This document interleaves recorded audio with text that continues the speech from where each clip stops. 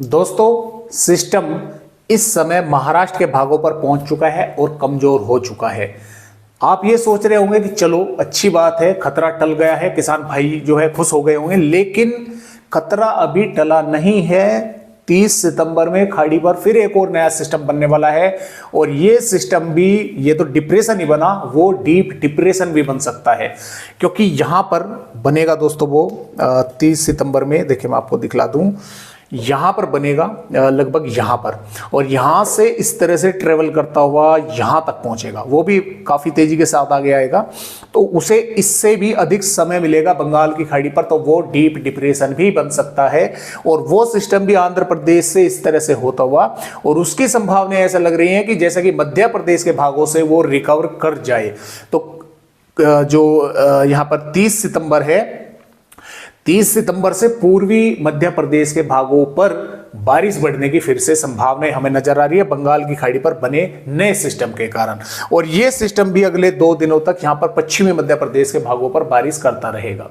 फिलहाल 29 सितंबर में पूर्वी मध्य प्रदेश के भागों को थोड़ी राहत मिलने की संभावनाएं हैं। 30 फिर से बारिश की गतिविधियां पूर्वी भागों पर बढ़ने की संभावनाएं हैं।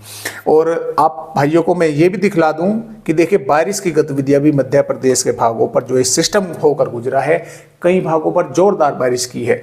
आपको मैं थोड़ा सा यहां पर दिखला दूं, देखिए खिरकिया पर 104.8 मिलीमीटर बारिश की गतिविधियां हुई है, हरदा पर 73.6 हुई है, डोलरिया पर 68.1 हुई है, भीकनका गांव पर 68 मिलीमीटर हुई है, टीमरनी पर 65.4, झरियाना पर 61 मिलीमीटर, पटेरा पर 59 मिलीमीटर, रहट गांव पर 57.3 और हरसूद पर 57 मिलीमीटर, और इधर सिवनी मालवा पर भी 57 मिलीमीटर बारिश हुई है। तो कई भागों पर बारिश की गतिविधियां काफी जबरदस्त इस सिस्टम के कारण जो है देखने को मिली है और इन भागों पर यहां पर हुई है, और अभी भी लगातार संभावनाएं मध्य प्रदेश के भागों पर बनी हुई है।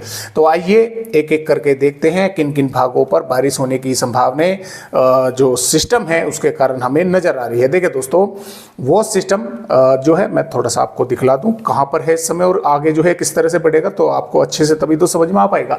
देखिए यहां पर बना था ये, और यहां से होता हुआ यहां पर इस समय बना हुआ है, वेलमार्क बन गया है, कमजोर हो गया है, यहां से इस तरह से होकर गुजरात के भागों से बाहर निकल जाएगा। हालांकि जैसे ये गुजरात के भागों से बाहर निकलेगा ये ताकतवर हो जाएगा फिर से, लेकिन इसके कारण इन पश्चिमी भागों पर यहां पर बारिश होने की संभावना बनी रहेगी। अब जैसा ये तो यहां पर पहुंच गया, तो पूर्वी भागों पर मौसम यानी कि एक तरह से हम कह सकते हैं कि बादल तो दिखाई देंगे, कुछ भागों पर बारिश होने की संभावना रहेगी, लेकिन ज्यादा जोर नहीं रहेगा बारिश का।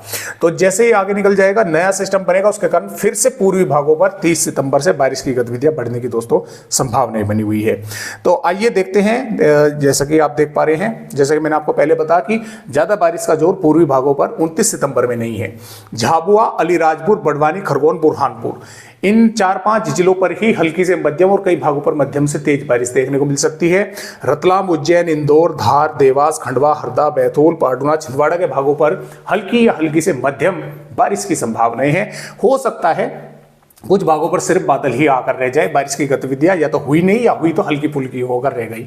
इधर शिवपुरी, मुरैना, भिंड के भागों पर, ग्वालियर, दतिया के भागों पर भी बारिश की गतिविधियां हल्की या हल्की से मध्यम दर्जे की होने की संभावनाएं हैं। कुछ भागों पर तेज भी हो सकती है कुछ समय के लिए। यहाँ पर ऐसा नहीं है कि क्योंकि यहाँ से इस तरह से मॉइस्चर पहुंचेगा, नीमच मंदसौर के भागों पर भी तेज बारिश हो सकती है। पन्ना, कटनी, उमरिया, शहडोल, डिंडोरी, अनूपपुर के भागों पर भी हल्की या 1-2 भागों पर मध्यम बौछारें गिरने की संभावना बनी रहेगी। जबकि आगर मालवा, राजगढ़, शाजापुर, सीहोर, नर्मदापुर, रायसेन, भोपाल, विदिशा, अशोकनगर, गुना और शिवपुरी, निवाड़ी, टीकमगढ़, छतरपुर, दमोह, जबलपुर, सिवनी, बालाघाट, मंडला, सतना, मेहर, रीवा, मऊगन, सिद्धि, सिंगरौली, इन भागों पर एक तरह से वैसे तो मौसम साफ रहेगा, धूप भी देखने को मिलेगी। अब वो धूप सुबह के समय भी देखने को मिल सकती है, दोपहर के समय भी देखने को मिल सकती है, शाम के समय भी देखने को मिल सकती है, लेकिन बारिश होने की संभावना इन भागों पर भी है। और ऐसा नहीं है कि हल्की फुल्की होकर रह गई, कुछ भागों पर तेज बारिश, चाहे इन पर नीमच मंदसौर से हो, आगर मालवा हो, विदिशा, रायसेन, भोपाल हो, सागर, दमोह, जबलपुर, सिवनी, मंडला हो, चाहे मुरैना, भिंड, ग्वालियर, दतिया, निवाड़ी, टीकमगढ़, छतरपुर हो, कुछ भागों पर काफी तेज बारिश की गतिविधियां देखने को मिल सकती है, क्योंकि मध्य प्रदेश के भागों पर अभी लगातार जो मॉइस्चर है वो आ रहा है। कहीं पर भी अचानक बादल बन सकते हैं और काफी अच्छे बादल बन सकते हैं और बारिश की गतिविधियां काफी तेज देखने को मिल सकती है। तो ये जरूरी नहीं है कि इन भागों पर सिर्फ हल्के फुल्के बादल आकर रह गए। हाँ, कुछ भागों पर हल्के फुल्के बादल भी आकर रह सकते हैं, कुछ भागों पर थोड़ी बहुत बारिश भी हो सकती है, लेकिन कुछ इलाकों में जिलों के गांव या शहरों पर जोरदार बारिश भी देखने को मध्य प्रदेश के इन भागों पर भी मिल सकती है। तो इस तरह से मध्य प्रदेश का मौसम रहेगा 29 सितंबर में। ना ही तो पूरी तरह से साफ रहेगा और ना ही पूरी तरह से खराब रहेगा। कभी धूप भी निकल सकती है, कभी फिर बादल आ गए, फिर कुछ भागों पर तो सिर्फ बादल आकर तेज हवाएं भी चलने की संभावना रहेगी, बादल आकर आगे बढ़ गए, या कुछ भागों पर काफी जोरदार बारिश उन्होंने बादलों ने जो है वो कर दी और मेघ गर्जन के साथ हो गई बारिश की गतिविधि। तो इस तरह से संभावनाएं हैं।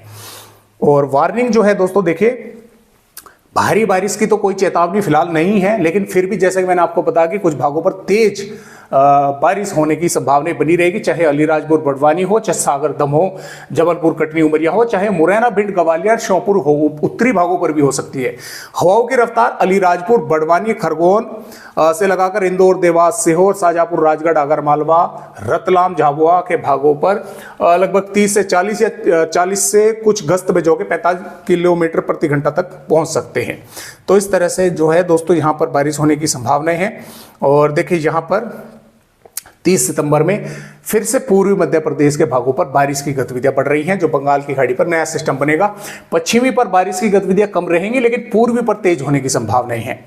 1 अक्टूबर में उत्तरी और पूर्वी भागों पर तेज बारिश होने की संभावनाएं हैं और 2 अक्टूबर में यहां पर उत्तरी भागों पर जोरदार बारिश होने की संभावनाएं हैं। पश्चिमी भागों पर संभावनाएं कम रहेगी, पूर्वी पर हल्की से मध्यम की और उत्तरी पर मध्यम से तेज बारिश की संभावनाएं दोस्तों यहां पर बनी रहेगी।